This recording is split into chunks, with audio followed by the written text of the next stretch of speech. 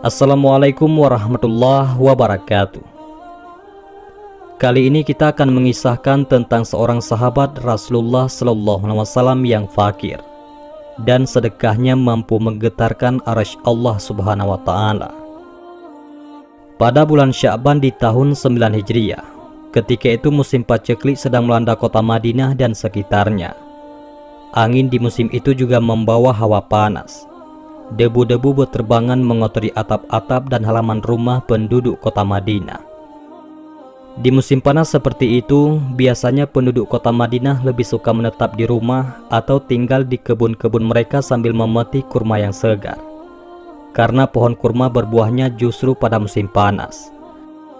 Akan tetapi kondisi politik Islam pada saat itu keadaannya sangat luar biasa, yang diakibatkan dari dampak kemenangan demi kemenangan yang diraih oleh pasukan Islam, terutama setelah Fathul Makkah dan Perang Hunain. Di samping itu juga, setelah Rasulullah SAW mengirimkan surat kepada seluruh raja di dunia ini, yakni mengajak mereka untuk masuk Islam atau harus membayar jizyah.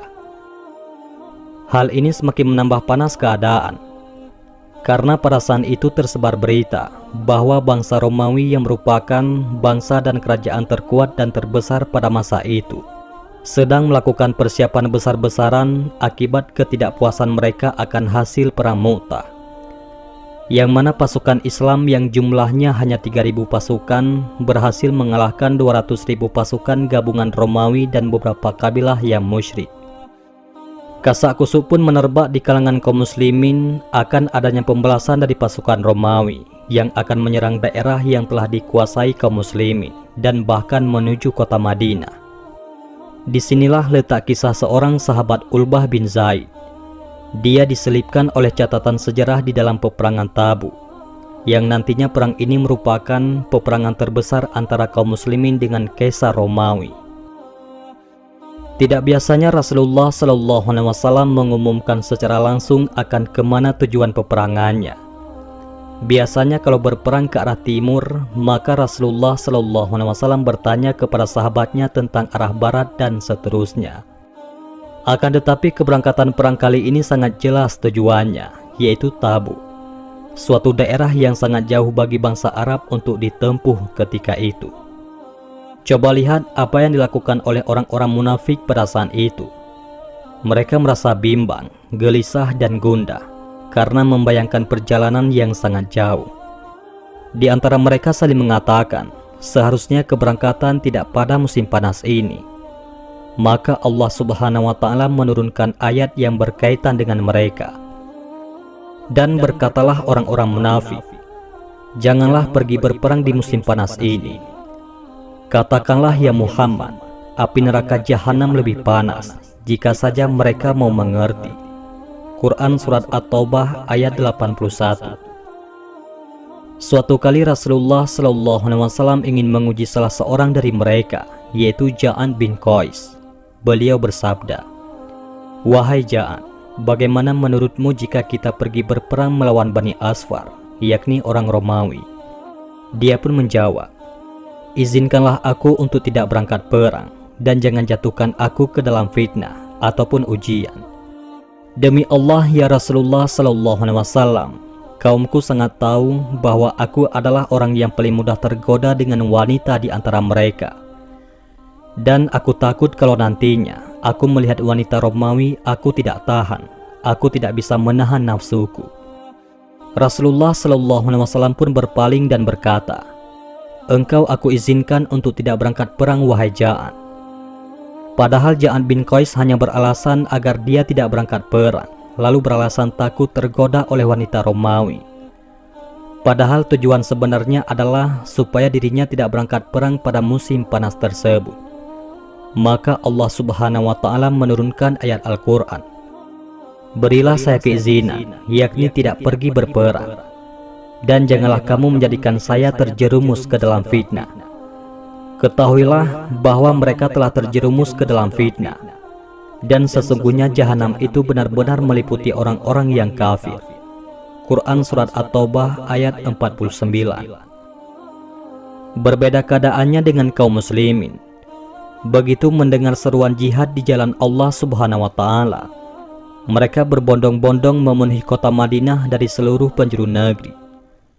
Bagaimana tidak mereka berbondong-bondong berjihad di jalan Allah, sedangkan gerbang surga yang luasnya seluas langit dan bumi akan dibukakan untuk mereka.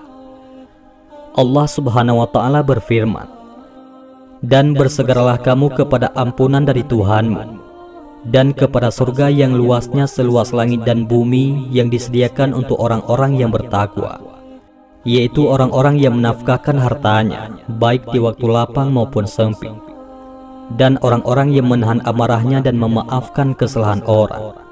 Allah menyukai orang-orang yang berbuat kebajikan." Quran Surat Ali Imran ayat 133 sampai 134. Bagaimana mereka tidak berhasrat untuk berangkat jihad, sementara mereka tahu bahwasanya jalan tercepat masuk surga adalah dengan jihad. Lalu badan mereka tertusuk, tercabik, memuncratkan darah, lalu mereka gugur sebagai syahid.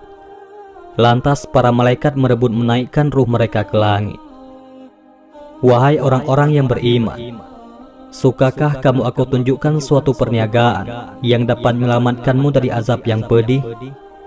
Yaitu kamu beriman kepada Allah dan Nabi-Nya dan berjihad di jalan Allah dengan harta dan jiwamu. Itulah yang lebih baik bagimu jika kamu mengetahui.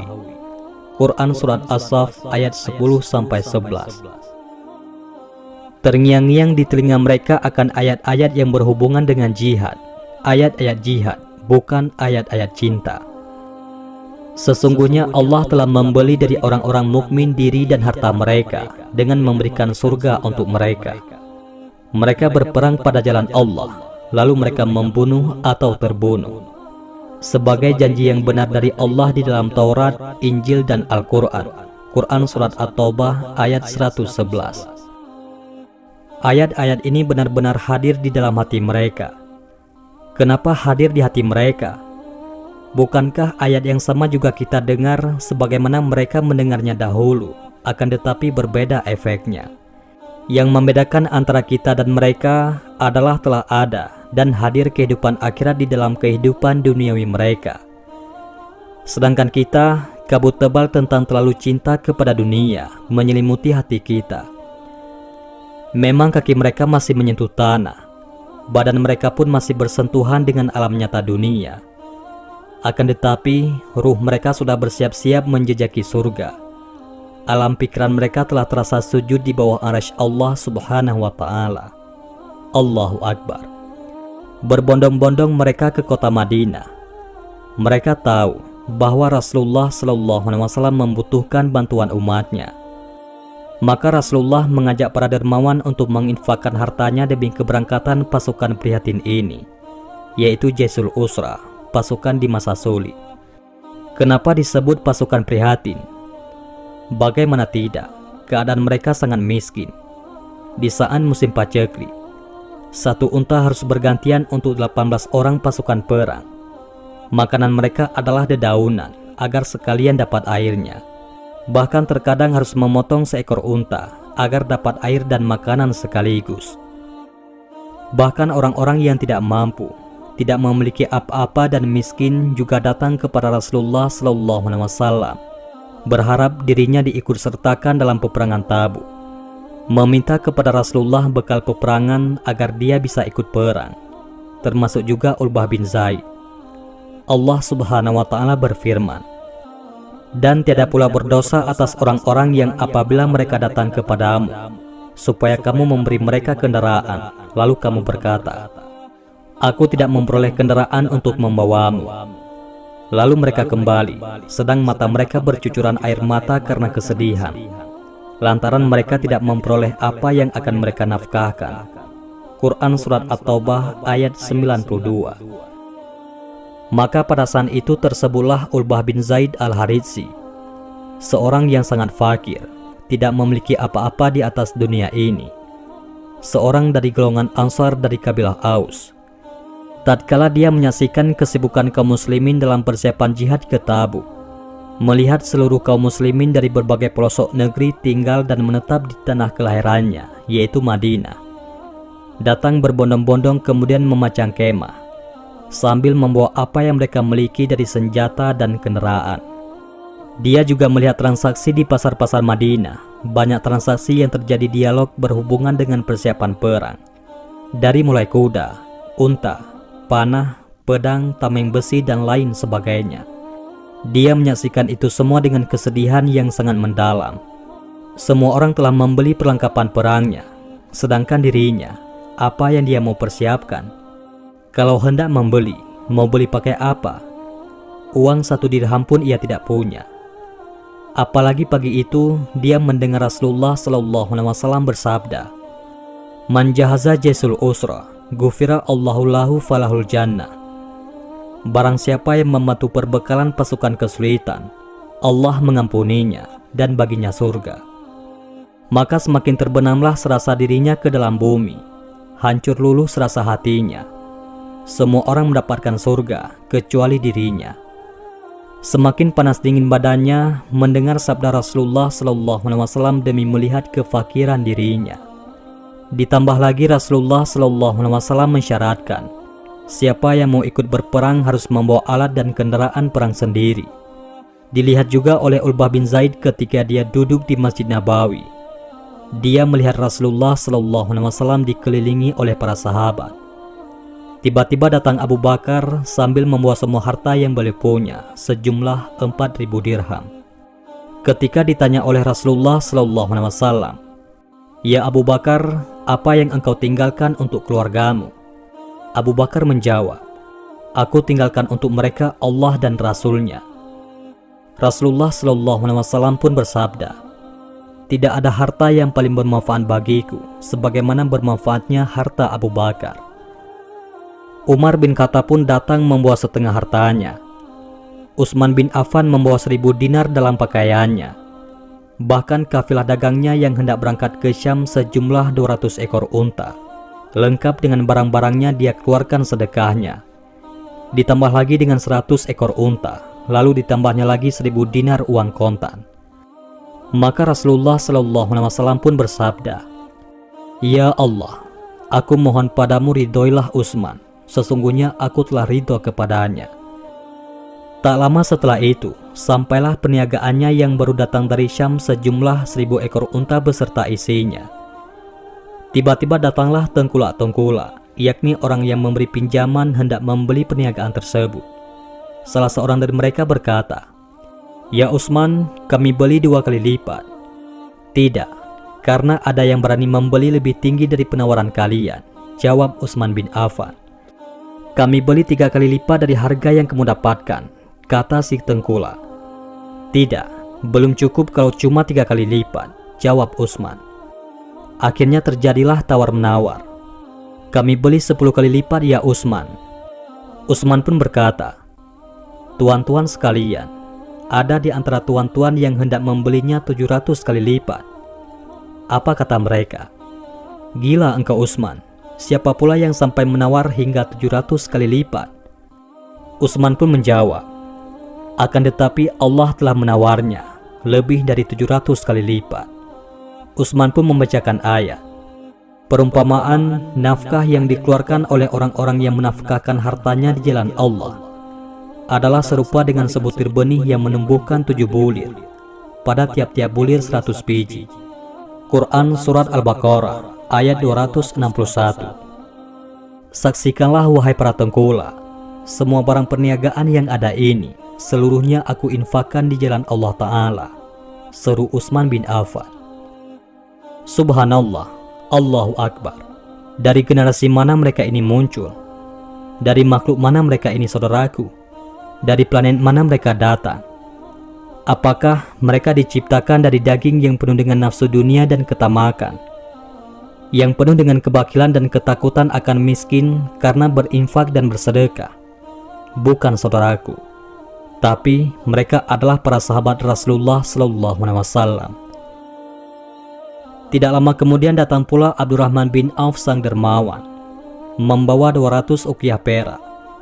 Datang pula Abbas bin Abdul Muthalib, yakni paman Rasulullah SAW, Talhah bin Ubaidillah, Sa'an bin Ubadah, Muhammad bin Maslamah, yang mereka semua berinfak di depan mata Ulbah bin Zaid. Dia juga melihat kedatangan orang-orang yang kurang berada membawa infak semampunya. Dimulai oleh Hashim bin Adi membawa 70 wasak kurma. Ada yang membawa 2 mud bahkan 1 mud kurma.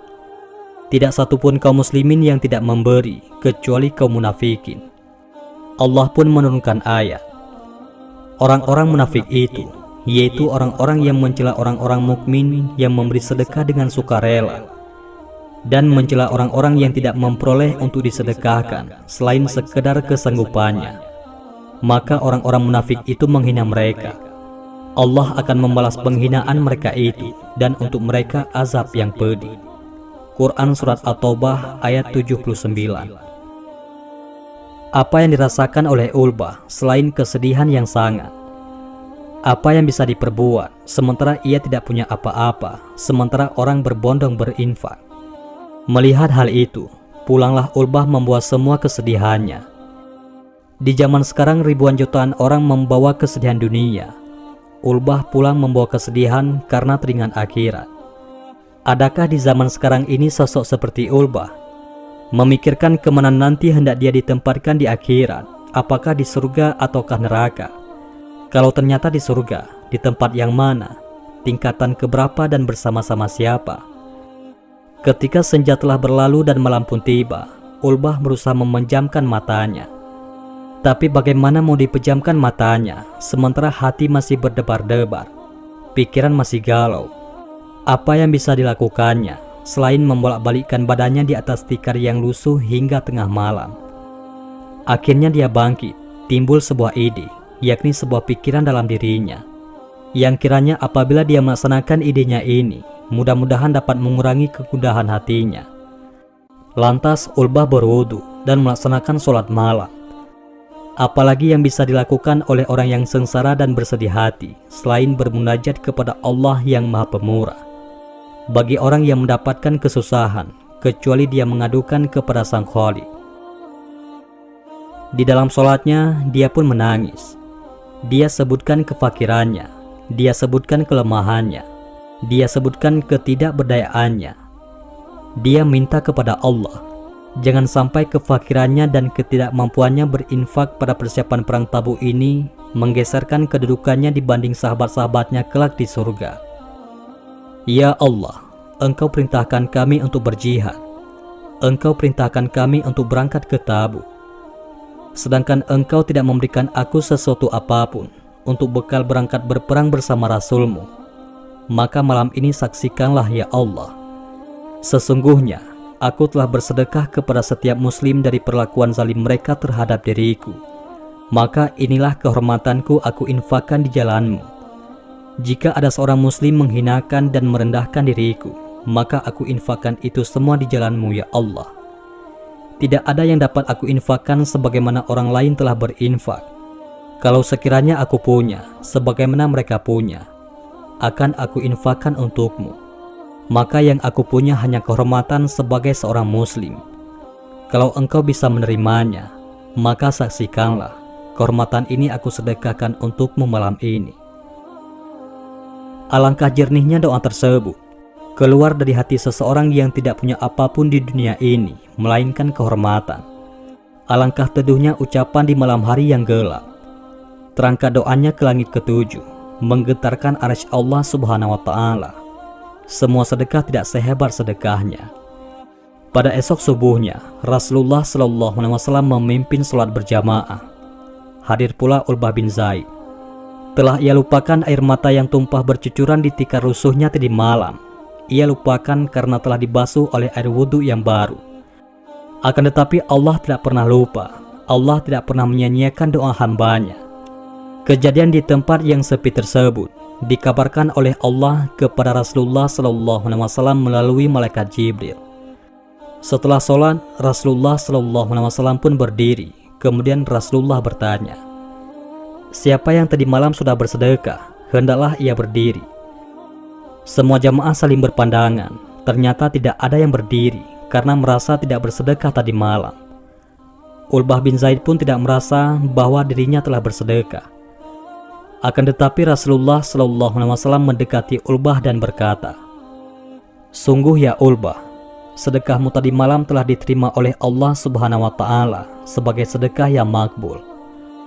Laksana halilintar dahsyat menghantam dirinya, karena dia sama sekali tidak mengira. Cahaya kebahagiaan langsung memancar dari dirinya. Benarkah ya Rasulullah? Benarkah sedekahku yang tadi malam yang tidak ada apa-apanya itu diterima oleh Allah Subhanahu wa Ta'ala? Ulbah bertanya dengan penuh penasaran seolah-olah tidak percaya. Maka Rasulullah SAW menyerahkan 6 ekor unta kepada Ulbah bin Zaid dan 7 orang temannya untuk berangkat ke medan jihad, yakni peperangan Tabuk. Peperangan yang atas izin Allah dimenangkan oleh kaum muslimin, ditandai dengan menyerahnya negara-negara boneka Romawi. Wallahu a'lam bishawab. Demikian kisah Ulbah bin Zaid, seorang yang fakir yang sangat takut tidak mendapat surga sebab tidak mampu bersedekah. Allah Subhanahu wa Ta'ala tidak akan mempersulit hambanya untuk melakukan kebajikan. Maka kita harus bersyukur dan segera memulai bersedekah demi mengharapkan surganya. Karena harta benda yang kita miliki hanyalah titipan dari Allah Subhanahu wa Ta'ala. Mudah-mudahan ini semua bermanfaat. Assalamualaikum warahmatullahi wabarakatuh.